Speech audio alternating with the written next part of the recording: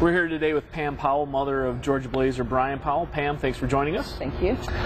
We've been talking today with a couple of our Blazers about their experiences in school and physical education class, and Brian told us that he really wasn't included too much in his earlier years. Can you talk about that a little bit and what impact that had on him? That's very true, particularly even starting with elementary school.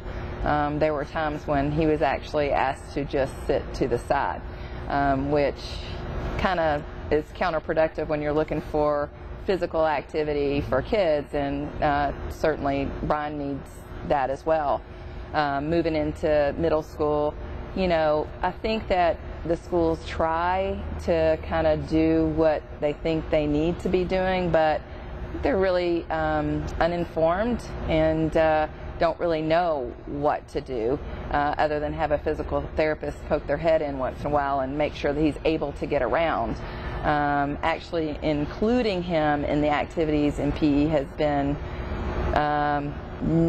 unsuccessful at best. Have you and Tim gone to the schools and asked them to be more inclusive earlier on? And if so, what was the result of that? Well, I became pretty much known at the elementary school when Brian was that age. There were playgrounds that were inaccessible. There were, when they would walk the track, they wouldn't allow him to with his walker. At that time he wasn't in a wheelchair because they didn't feel it was safe, so he pretty much got stuck. But we got a lot of that changed. So yeah, we spent a lot of time speaking up on Brian's behalf. Pretty much your only opportunity, if you don't just step in there on your own, is through his IEP, where they try to address, you know, their main goal is academic though, but they do try to address in the PE, but you know, they really don't bring up things that they're not really willing to or have enough knowledge on changing, so you have to kind of, you know, speak up for them. And yeah, we've talked about PE. You know, I don't want him, that's useless for him to be just sitting around doing nothing. So certainly we've spoken up on it. I don't know that it did a whole lot of good, and I can't be there with Brian every day to see what happens in PE, and I don't think there was a whole lot going on. Now, how long ago did you and Brian and your family get involved in BlazeSports? Oh my goodness, I don't know, you tell me. It's, what, 4 or 5 years? At least. I want to say Brian's first Blaze camp was probably his first experience. Okay. This was, you know, he didn't use a wheelchair a lot, but he was very interested in sports, and we wanted him to be in a program that was really geared for that, and they don't have a lot of, you know, loft strand crutches or walker kind of programs. You know, there's wheelchair programs, so we kind of pushed him that way, beginning with Blaze camp. I think when he was probably 10. I want to say he was 9 or 10 at his first Blaze camp, and that was his first experience. Very scary for him, but turned out really great. Before that, did your family really have an idea of everything that was really available out there for kids with disabilities? Absolutely not. Actually, one of his physical therapists, I believe, is the first one that said, hey, you know, you need to probably look into this program, you know, trying to help.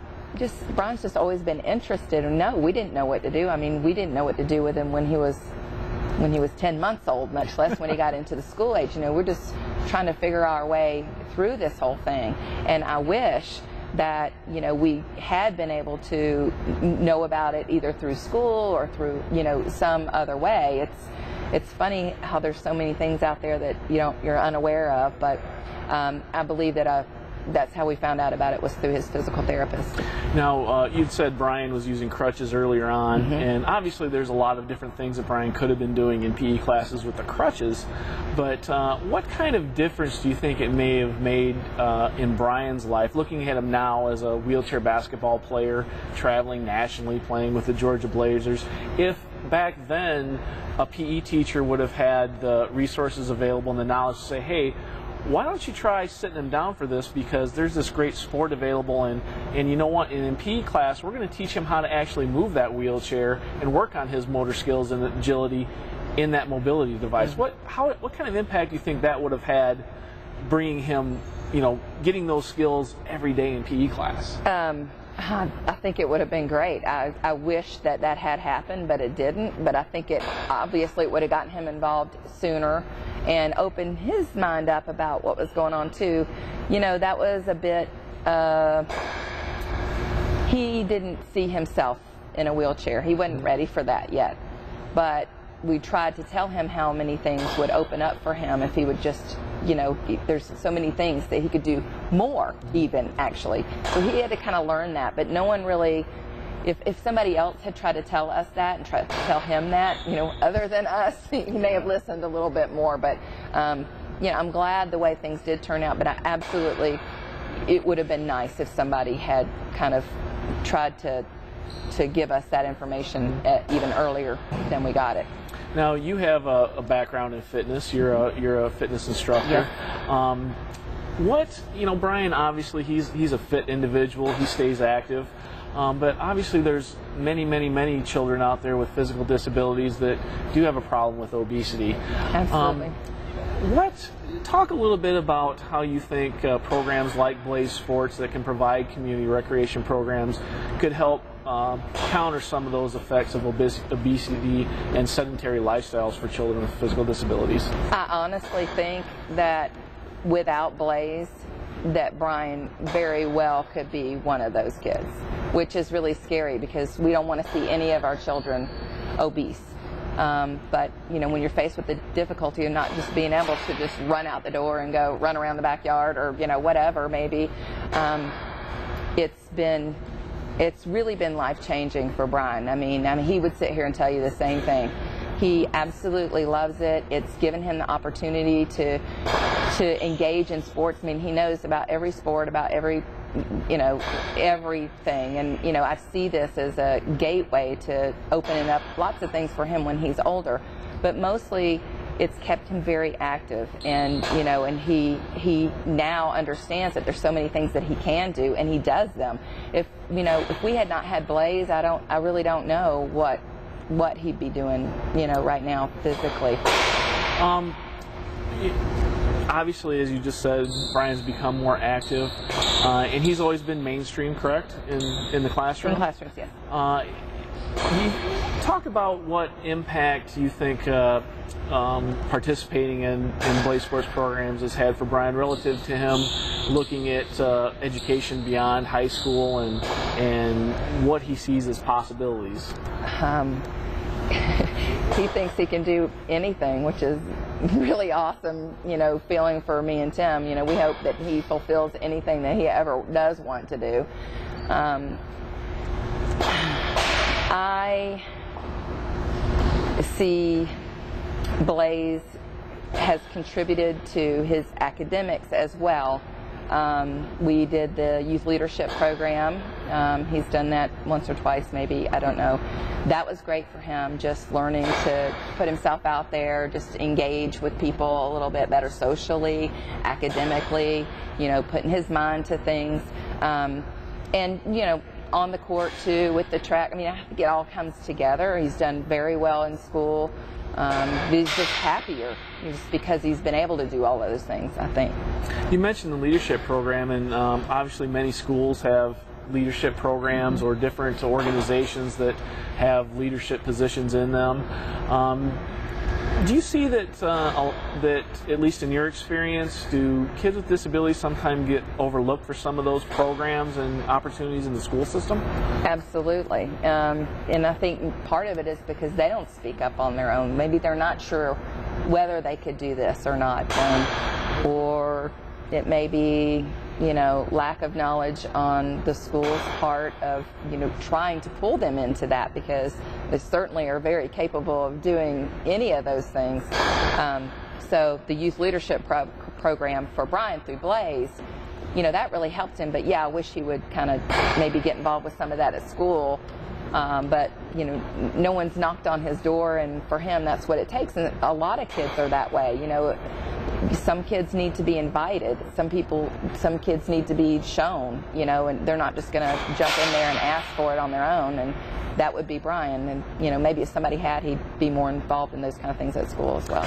You know, you mentioned a couple times, specifically relative to PE class, the staff, the administration not really knowing what he's capable of, and of course now with some of these leadership organizations, the school maybe not knowing or inviting them in. How serious do you think the problem is within public schools that in general they really don't have an idea of all the capabilities students with physical disabilities have? I think it's huge. I think it's huge. We were in a situation where we wanted to be on the track team, you know, with Brian. We still do. So we're going to work towards that. But they're a little bit afraid just because the coaches don't know. They don't know. They don't know what his workout's going to look like as opposed to the rest of the team. They're just uninformed, uneducated, and that's absolutely what we have to do so that there's always a place for them and that they know how, you know, in my opinion, the school should be sending them for training on how to coach these kids, how to have them on their team, and you know, Brian, that would be huge for Brian to represent his high school. I mean, you know, what kid doesn't want to do that in some form? So, you know, I think that we have to inform the schools. Do you think, you know, BlazeSports has an annual conference where we talk about a lot of the different things going on in the country, the current movements? We have hands-on sports training. Do you think that's something that just in general public schools should take advantage of so they can be right there with people seeing? Absolutely, and I was kind of leaning that way when I was talking a minute ago, just because you and I had a conversation on the phone the other day about some of the specifics with this, and I wasn't sure if I should, but absolutely, I would love to see some of the coaches. I mean, I think that should be part of their, you know, they travel and they go and they do conferences and they get training on everything with the able-bodied children. So I just don't understand why that can't be part of their training as well. I think it'd be great. Well, a few years ago, Georgia, the state of Georgia, in years past had used the American Sport Education Program as a coaching education program to certify coaches. And in the last few years, they've created their own program. And, you know, how important do you think it'd be on that level for their program to institute some of our curriculum, some of the BlazeSports curriculum, so they really can understand that people with physical disabilities need to be active, they can be active, they're in many instances no more prone to injury than an able-bodied student, but to just have that right out there as part of their required education to coach within the state school system, to learn that people with physical disabilities can be athletes and should be offered the opportunity at the school level. I think it would be huge. I mean, you know, of course, coming from me, I'm going to say that. I mean, I wish, you know, I want it to be easier going forward for other kids other than Brian. I want it to be easier for them to play on teams or just be involved in PE and be active and be part of that group that they want to be a part of. So, you know, if you ask me how important I think it is, I think it's very important. What would you say to those people that would say the population of school students with physical disabilities is so small it doesn't warrant all these rules and regulations to require people to do this or force them to do that or provide these programming because it's going to cost so much? What would you say to those people who say it's not worth it? Really?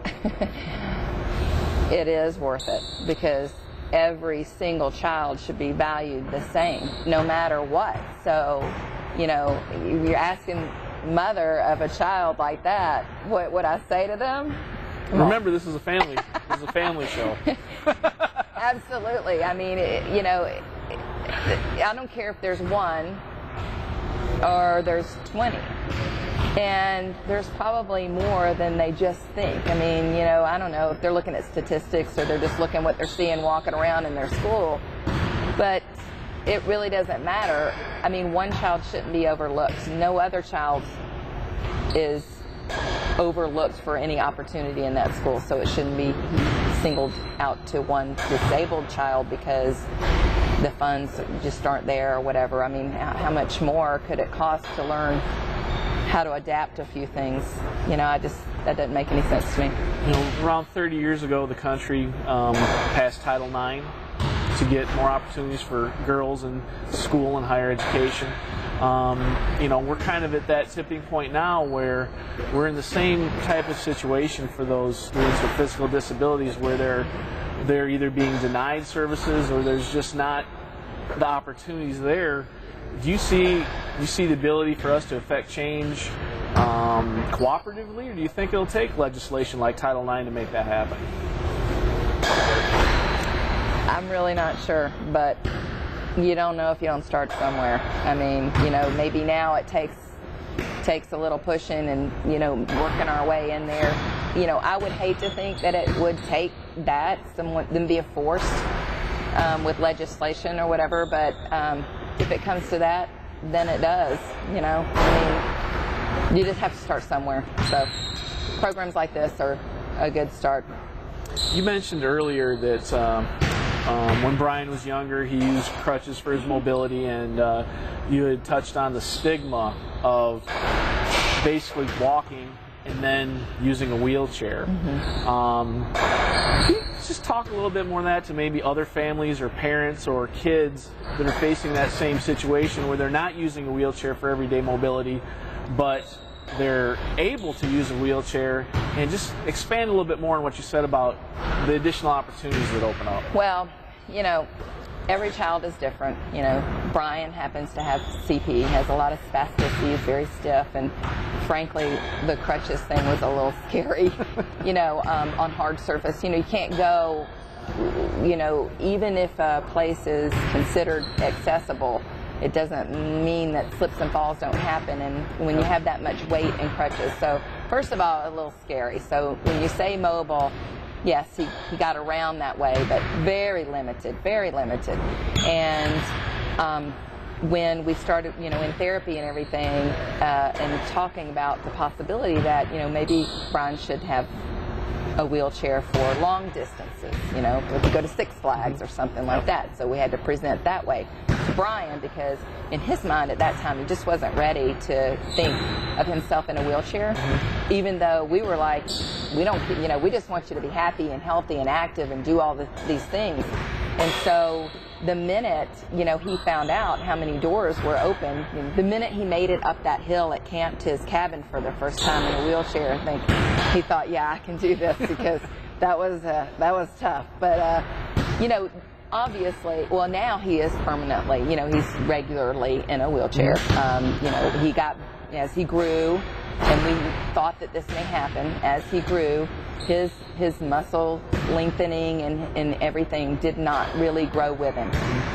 So we had a feeling that that might happen, so we really wanted to open his eyes to it, and now, you know, I'm glad we did. If Brian hadn't been exposed to adaptive sports and BlazeSports, and he had gotten to that point where he did need a wheelchair for everyday mobility, how do you think that change may have been different for him? Would he have taken it as well? No, absolutely not. I think that the change happened like it happened because of Blaze, because of his opportunities, because what he saw could happen from that chair as opposed to crutches or walker or whatever. So I think it's exactly, you know, if we hadn't been involved in any of that and tried to move him into a chair, I think it would have been, you know, I think he would have seen it as a stigma. Now he's just, you know, he's just doing his thing. Thousands of other kids. That's right. That's right. Now he knows that and he sees that, and these are his friends. You know, he's made friends. He just, you know, he loves the program. He loves the people. He loves his coaches. You know, he loves the friends that he's made, and just can't. I mean, you know, we're extremely happy that, you know, that we found Blaze and that he's been as happy with it as he has. You mentioned you know, a therapist was the first person to mention possibly using the wheelchair for everyday mobility. How important do you think it is for physical therapists to have at least a good understanding of everything that's out there for people with physical disabilities? You know, I just assumed that they all did, but I think that we just got really lucky with a therapist who happens to be very active in all kinds of sports and has friends. You know, I guess through what she does, she had lots of friends that do all kinds of stuff, skiing. You know, she just couldn't wait for Brian. She wanted Brian to get involved in that. And I guess, you know, we just got extremely lucky having this person in our life. It's a therapist that he was with from the time he was diagnosed, from the time he was like 10 months old, until just the past year or two where we don't see her anymore. So we've known her for a long time, and I guess we got lucky. But to answer your question, it seems like they obviously they need to know. I mean, they really need to know. And these are people that are seeing the kids every day, and their first glimpse probably at activity is with your physical therapist, right? They're making you do all this stuff and stretching and getting around and learning how to get around with, you know, with whatever situation you have. So I think it'd be awesome if if it was part of their database to know about Blaze and any other kind of program that the kids might be able to be involved in. You'd mentioned that Brian, you know, really loves his coaches. Talk a little bit about what it means to have Cully as a coach, who was a former Georgia Blazer, graduated from college now, is on staff at BlazeSports, and is essentially giving back. Clearly, that's like super cool. I mean, you know, Brian loves Cully. And yeah, having Cully working for Blaze, and he's done it. I mean, he's literally done all of these things. You know, before Blaze, or if Blaze hadn't been in the picture and he hadn't met people like this, you don't know what he'd be thinking about as far as his future with college, or maybe the possibility of playing basketball or some other sport further on down the road. But because of it, because of the relationships he's made and what he's seen other people do, his mind's wide open to what he might do later. We're just talking about some of those opportunities, and Cully is a coach who went through the Georgia Blazer program, and you mentioned the leadership program that Brian went through, but he'd also gone through the First Work program that BlazeSports has. And one of his first job opportunities was actually being a counselor at the camp where he first got exposed to BlazeSports. So can you talk a little bit about how that may have impacted Brian? He loved it. He loved it. I mean, he loves that camp and all the people and all the stuff. So, I mean, to top it off, to like be able to go and be a counselor for the first time, that was really awesome for him. And when he was thinking about it, you know, not thinking about whether to do it or not, but in thinking about the program before he did it, you know, we talked about it, and, you know, I told him how, you know, do you remember that guy that helped you up that hill the very first time and your very first camp, how nervous we were, and your dad wanted to just put you back in the truck and take you home because clearly you were not going to be able to do this without him? Yeah, I said, well, you know, now's your opportunity to kind of be that person for somebody else. They're going to maybe a small child, you know, a young kid that comes through, and maybe you can talk and, you know, pay it forward and just use the experience that you've had, you know, with somebody else. And it was great. He enjoyed it very much. You just mentioned pay it forward. How important do you think it is for the kids that are fortunate enough to have opportunities like the ones BlazeSports provides to give back and mentor that next generation that's coming along that needs to see them as leaders? Well, obviously, they need to do that to keep it going. You know, paying it forward means just so that it keeps going. You know, you give back what you've learned. You give back what you've, you know, just what you appreciate in life and what you've experienced. And I think that's just another thing that will help programs like Blaze keep going. Excellent. Well, Tam, thanks for joining us. Thanks for your time. We appreciate you and Tim, your family, and certainly Brian. And he's got a great future ahead of him, and hopefully he will continue to give back to BlazeSports and help us provide even more programming. Thanks for having him.